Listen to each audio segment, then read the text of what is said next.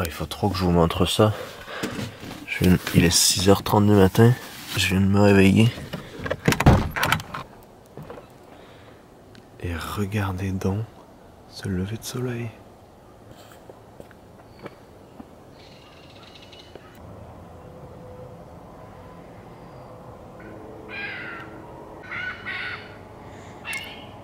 On est avec un autre petit copain sur le parking d'une marina. Et on est à Gananoque en fait ici. C'est l'endroit d'où les Thousand Islands, cette région de l'Ontario, commence. Et c'est une très belle région aussi ici. Et je sais même pas si j'ai vraiment l'air d'avoir la tête de quelqu'un qui s'est réveillé. C'était une bonne petite nuit sur le petit port de Gananoque. Vraiment trop beau. Et là-bas, je pensais que c'était des montagnes. J'étais comme, il y a des montagnes en Ontario. C'est juste des beaux nuages. Ça ressemblerait presque aux îles de Vancouver ici. Alors qu'il y a un petit pêcheur. Je me suis vite réveillé, puis je pense que j'ai encore le... Ma tête est encore dans mon lit.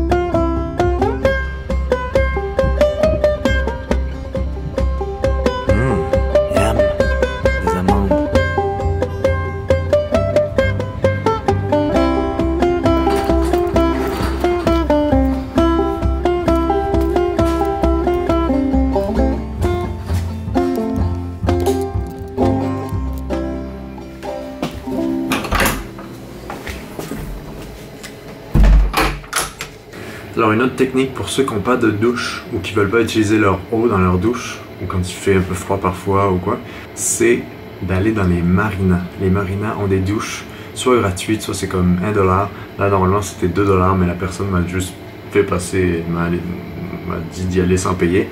Et c'est plutôt cool parce que c'est juste à côté de là où vous vous stationnez. Et il y a tout ce dont vous avez besoin. Un petit endroit intime et une belle petite douche.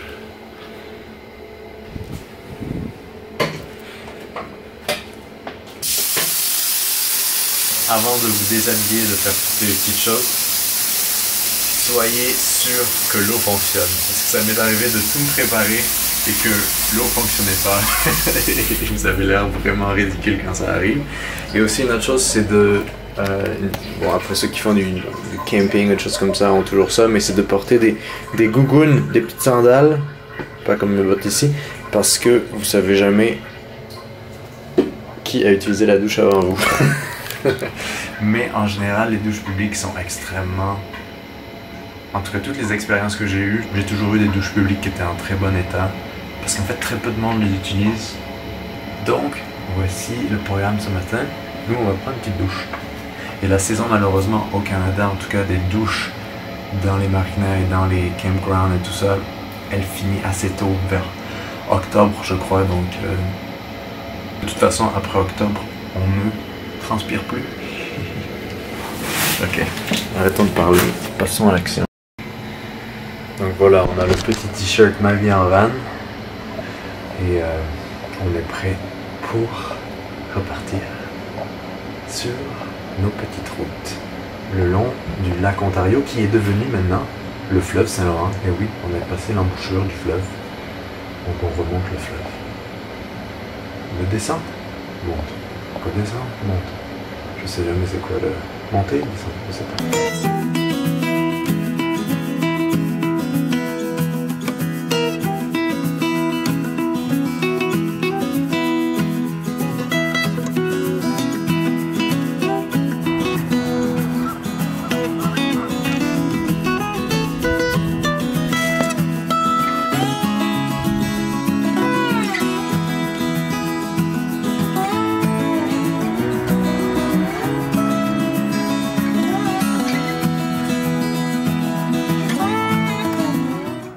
Alors le monsieur là-bas, il est en plein trip de dessin.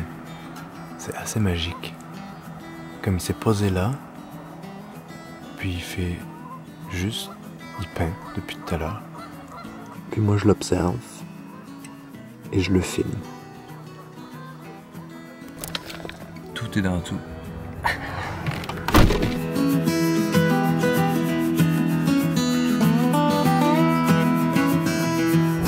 On est sur la route des Thousand Islands. C'est magnifique, il fait un temps magnifique. Un peu frais, un peu chaud. L'eau est bleue, le ciel est bleu. Je viens de lire quelques commentaires sur YouTube. Vous l'avez vu, j'essaie de répondre à pas mal tout le monde. Donc, certains qui disent « Ah, tu réponds pas aux commentaires, s'il vous plaît, arrêtez de commenter ce genre d'affaires. » Parce que ça n'a aucun... C'est comme... Ah, mon Dieu, les gens parfois sur YouTube. Mais il y a un commentaire qui était intéressant, c'était quelqu'un qui me dit... et je pense que ça fait pas longtemps qu'il me suit. Il me dit « Ah, tout seul comme ça, moi je me tirais une balle, comment tu fais? C'est pas déprimant. » Et donc je me disais qu'on allait parler de ça aujourd'hui. Parce que si on ne sait pas vivre seul, comment peut-on vivre à plusieurs? C'est tout le sujet dont je parle dans mon livre qui est paru l'an passé. Et donc j'ai l'impression que j'en avais parlé assez, mais finalement, ben, si le sujet revient, je me suis dit que j'allais en reparler parce que des choses se sont passées depuis. Depuis que j'ai publié mon livre où je parlais de la solitude, et vous pouvez lire ce passage-là, comme ça j'aurais pas à répéter, mais depuis tout ça, j'ai quand même évolué par rapport à la solitude parce que j'aime être avec des gens, j'aime être avec des gens que je choisis, être en communauté, travailler avec d'autres personnes, m'amuser avec d'autres personnes, partager. J'aime beaucoup discuter, j'aime beaucoup parler, j'aime beaucoup faire plein de choses. Donc la solitude, c'est vrai que ça pourrait paraître comme insurmontable. Le truc, c'est que je crois qu'il faut, comme tout, comme un peu de campagne, il faut un peu de ville. Pour avoir une vie balancée, une vie équilibrée, il faut un mélange et un équilibre entre un peu de solitude et un peu de vie à plusieurs. S'il y a trop de solitude, le risque, et que la solitude ne vous gêne pas, le risque est de devenir un peu addict à cette solitude, et parce que c'est très facile de vivre tout seul d'une certaine manière, pour ceux qui peuvent. Quant à ceux qui ne peuvent pas se passer des autres, le problème c'est qu'il y a un risque à ne pas savoir vivre seul, à ne pas savoir vivre pour soi.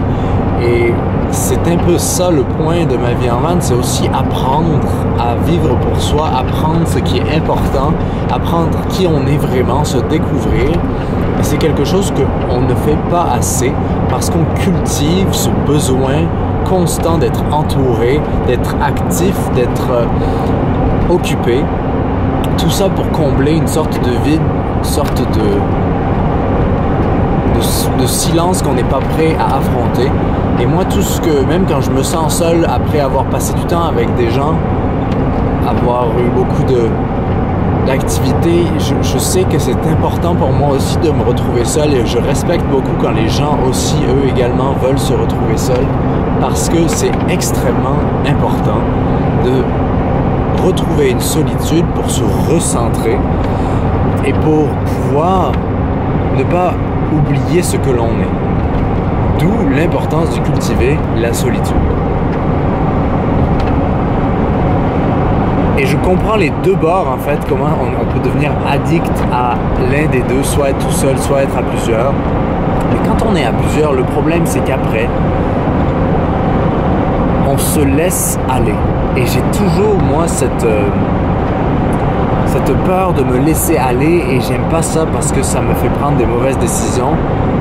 Donc j'aime bien, même si parfois c'est difficile, après surtout avoir passé du temps avec des gens que j'aime, ou avec des gens avec qui j'aime partager des choses, parfois ça peut être quitter et se retrouver seul, ça peut paraître un peu déprimant. Mais je crois qu'on se nourrit beaucoup de certaines tristesses et de cette certaine mélancolie parce que justement ça nous permet d'apprécier ce qu'on a vécu. Et encore une fois, je pense que c'est vraiment l'équilibre entre les deux. Alors que là, c'est magnifique.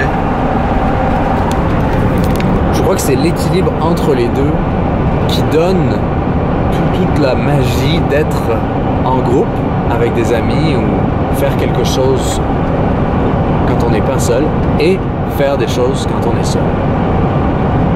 Mais je conseillerais à tout le monde d'essayer de vivre un peu des choses seul, de prendre des vacances seul, de commencer la vie en van seul, parce que dans la vie, on oublie qu'on est seul et parfois on va être avec des gens, mais on oublie que l'on soit célibataire, en couple, en famille, qu'on ait une grande famille ou une petite famille, on est toujours seul, mais avec les autres.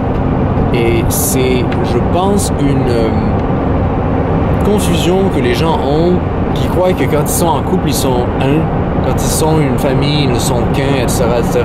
Non. La réalité, c'est que quand vous êtes un couple, vous êtes 2 plus 1, donc vous êtes 3. Quand vous êtes une famille avec 2 enfants, vous êtes je sais pas combien. Il y a beaucoup, tout le monde est un, et je crois qu'il faut respecter l'individualité de chacun. Et on a tous besoin de notre espace, tous besoin de nos moments, de notre temps, que l'on soit seul, que l'on vive seul ou que l'on vive avec quelqu'un. Donc, cultiver ces moments-là, c'est une manière de savoir qui l'on est, qui on est, de savoir qu'est-ce qu'on aime. Donc, ensuite, d'être capable de vivre avec les autres. Et je vois pas vivre seul comme l'opposé de vivre avec les autres. Je vois ça en fait comme un complément. Et donc, à cette question, tu te tires pas une balle. Quand tu es seul, la solitude ne te ronge-t-elle pas et toutes ces choses-là. Je sais que les gens qui posent cette question-là, c'est parce que ils ont beaucoup d'insécurité avec le fait d'être seul et ils aiment beaucoup être avec du monde. Mais pour grandir et pour devenir un adulte, même si nous sommes tous des bébés, il ne faut pas l'oublier, on est tous des bébés, même les plus vieux, il ne faut jamais oublier d'être seul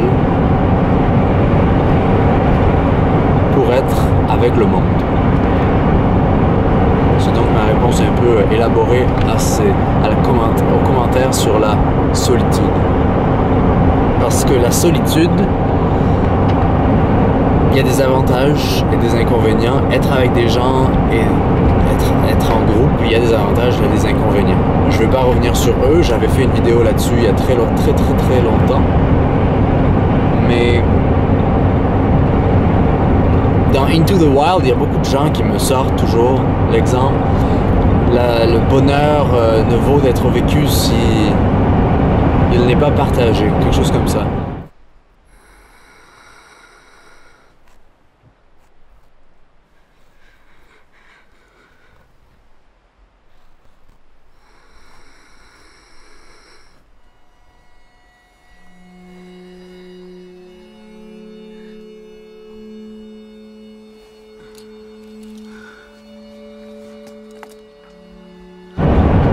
Je suis d'accord et à la fois je suis pas d'accord. Parce que ça vient de quelqu'un, du héros de ce film, qui est allé tellement dans les extrêmes en réaction au monde contre lequel il se tenait et contre lequel il avait beaucoup de choses à dire.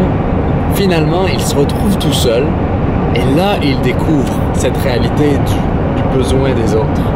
Mais si on cultive notre bonheur individuel et le bonheur d'être et de partager avec des gens qu'on aime, je sais c'est difficile parce que quand on peut être avec les gens qu'on aime, ben on veut passer tout le temps avec eux.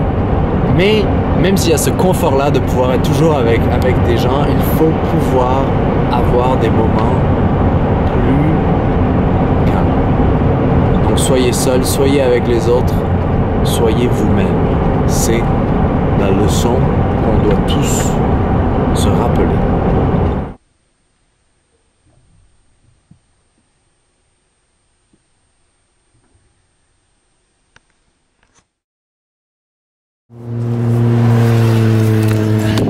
Presque oublié la caméra.